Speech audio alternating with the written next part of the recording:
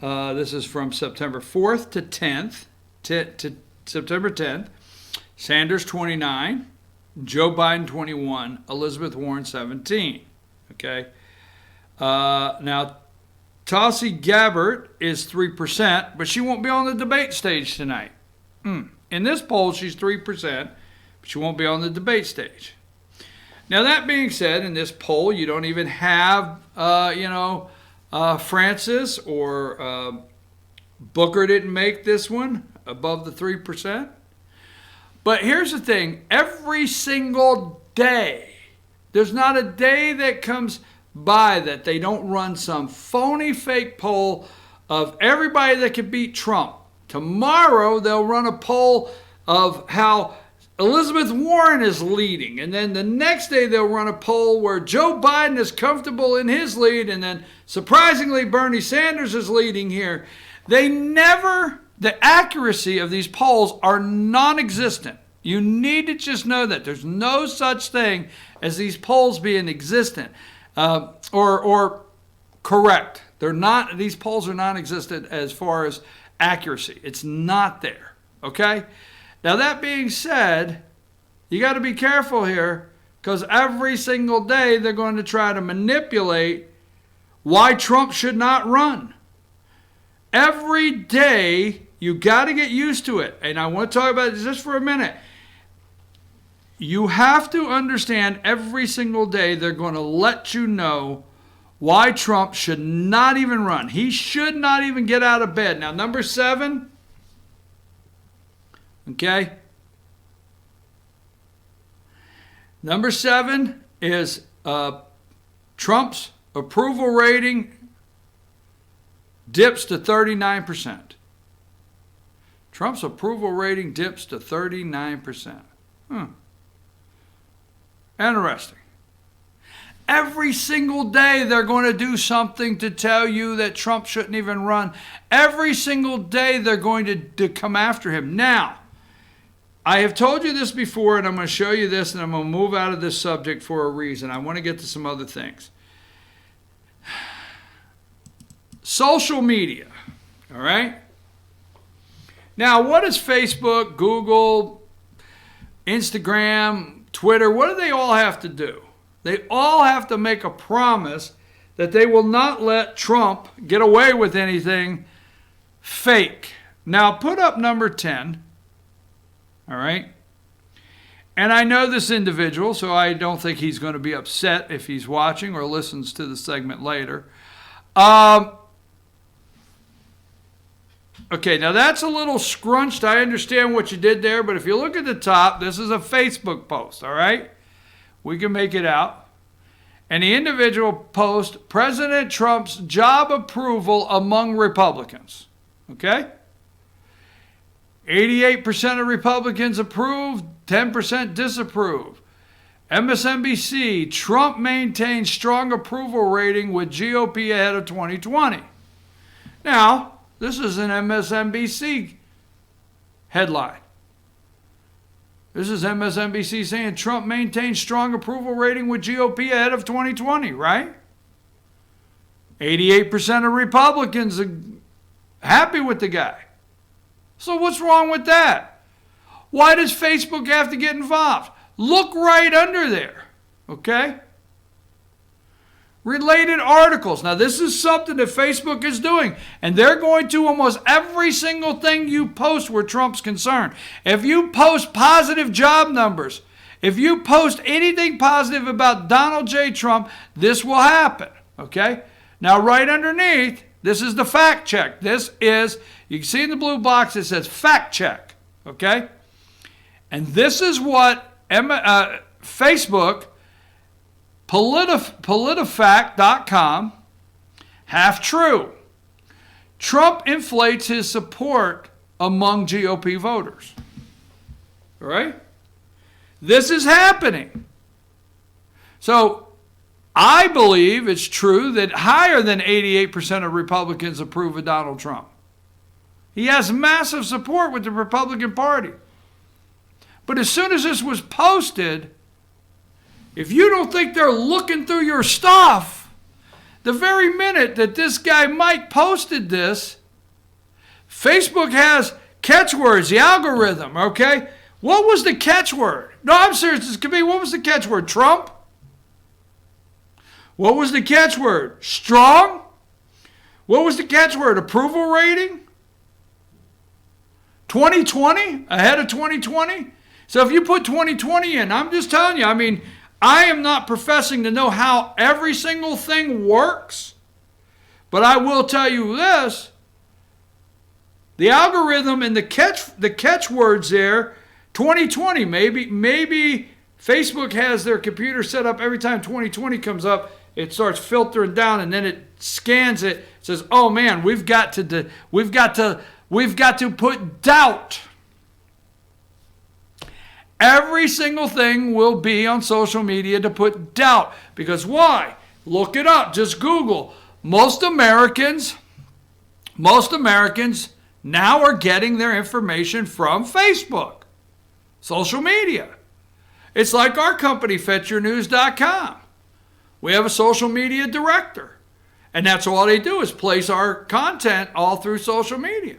And then what happens after that? You click on it and you go to Fetch Your News, and then we get a report every month that tells us how many people are clicking on Fetch Your News from your phone, Facebook, your laptop, whatever. But they know that most Americans are scrolling Facebook and getting these articles. So look right underneath there, related articles. Trump inflates, half true. They think this Trump is the fact checked, it's half true.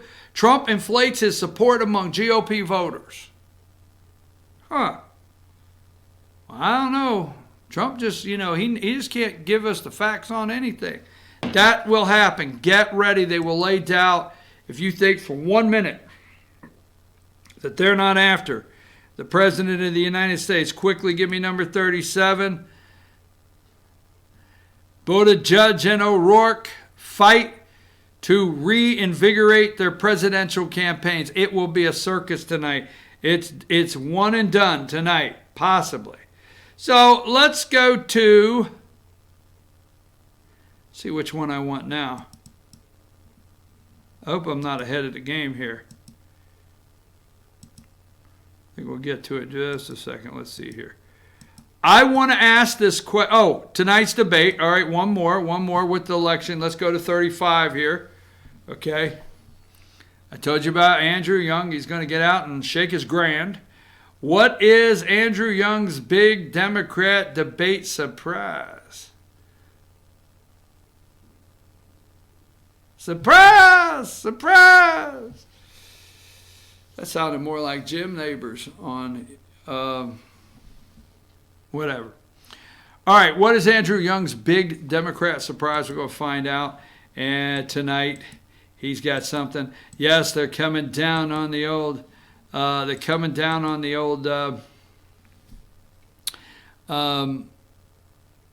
Francis for foul language. They've already sent him a message. Okay, asylum.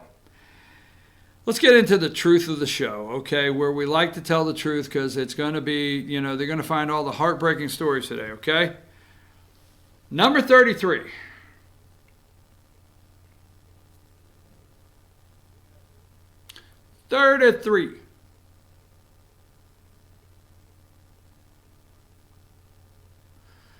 Supreme Court allows broad enforcement of asylum limits. So Trump was deranged, as we know. Let's go in here to number 34. Representative Nadler, the asylum ban. Statement on Supreme Court of the United States ruling on Trump's administration asylum ban. Didn't happen. Lives will be lost. Holy mackerel, Batman. Lives will be lost. This rule will result in those fleeing fear and persecution to be turned away at our doorstep and will only exacerbate the humanitarian crisis in the region. The United States can and must do something. Yeah, this just validates on a daily basis what dumbasses these people are. This guy is just a pure dumbass, okay? Lives will be lost. Number 34. Go back to 33. The Supreme Court probably is really shaking this morning that Nadler, the bullfrog, enforcement of asylum limits, says, okay, Trump didn't do anything wrong here, okay? So let me see if I got any others right here I want to run through beforehand. Hang on the aside because I want to get back. CNN there, CNN number 12.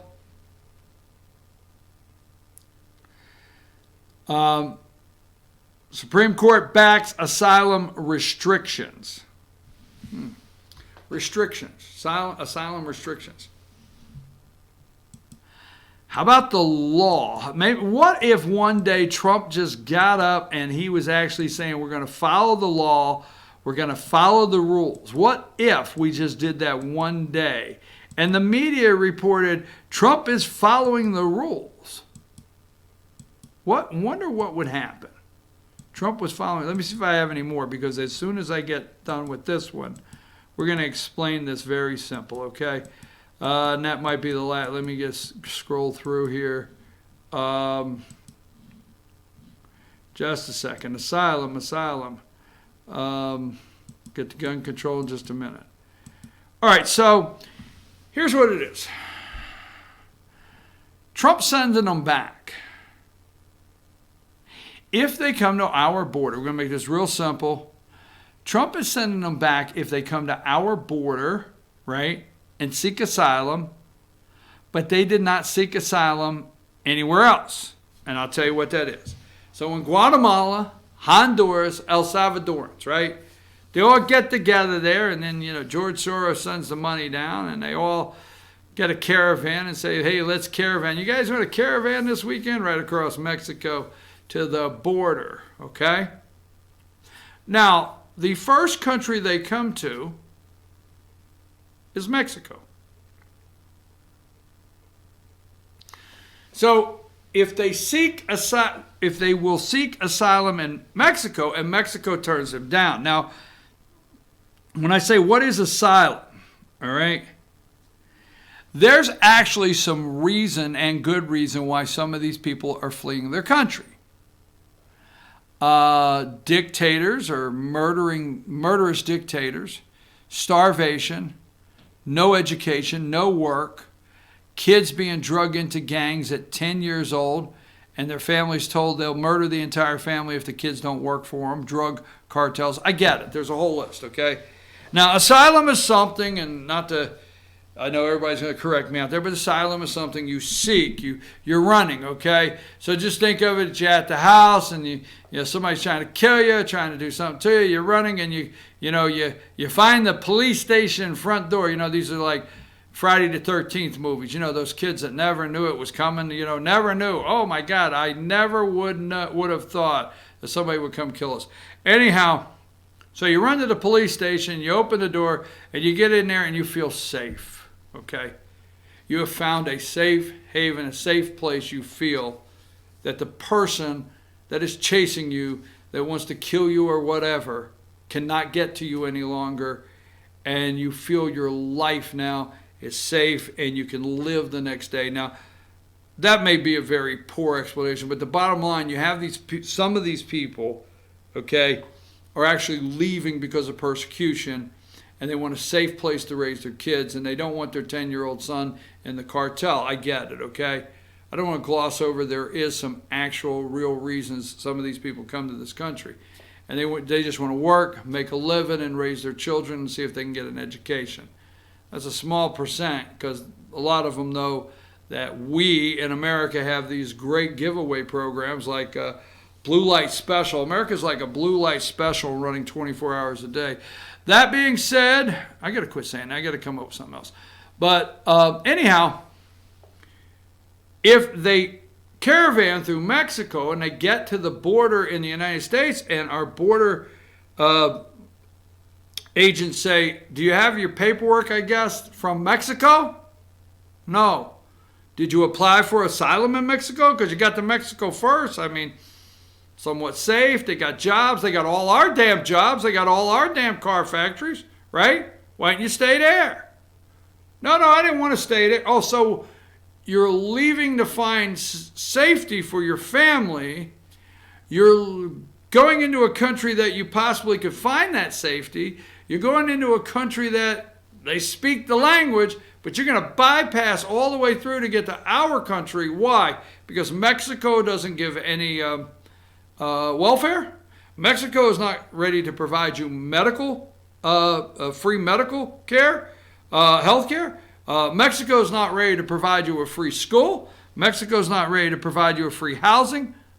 What? Is that the long list? Is that why you bypass Mexico? Because if you stop and seek asylum in Mexico, they may say, hey, you got to go to school, but you have to pay to go to school. I don't know. You have to go to work. You got to go to work. We don't have government apartments everywhere you look just to slap up in there and get, welfare and everything. So maybe the stay is not as luxurious with all the free blue light special giveaways as the United States. No, you don't get no free health care, Jack. Okay, maybe not, right? So, you're seeking asylum in the country you choose, and that's not the rule. And Trump said, look, if you seek asylum and you have a good reason, and you seek asylum in Mexico, and they turn you down and you come up here, we're going to take it under consideration because you tried to seek asylum in Mexico and they wouldn't let you in. That's possible. Liberals went nuts. Oh my God, we should just open the floodgates and let them in, let them in, let them in. They went nuts. Trump said no. Well, Stephen Miller, the little Jewish guy that they blame everything on in the administration, but he said no. Go seek asylum. Supreme Court of the United States upheld that, folks. It said that's correct. Now what they want to make it look like, go back to the one we just had up there, DJ, on seeking asylum, okay? Supreme Court backs asylum restrictions. And then let's go back to the one here, number 34. Nadler said lives will be lost. You know what, Nadler, if lives will be lost, maybe you should talk to Mexico and see why, if they seek asylum there, they're going to lose their life in Mexico. I mean, why put that on us? I will take a short break. We'll come back. I want to talk about vaping for a minute. And before we go there, put up number 20. Oil tycoon T. Boone Pickens died at 91. Remember that? T. Boone Pickens, number 20 there, DJ. Oil tycoon Boone's is dead at 91. I think it was 2 years ago. At like 89, he had some massive strokes, and he's been struggling ever since. So I like T. Boone Pickens. You can get into all the things you like, dislike. But I followed a lot of the stuff the guy did, watched a lot of his videos, and remember the Pickens plan, I think that's what it was, during the election. Dead at 91. Take us a break. We'll be right back.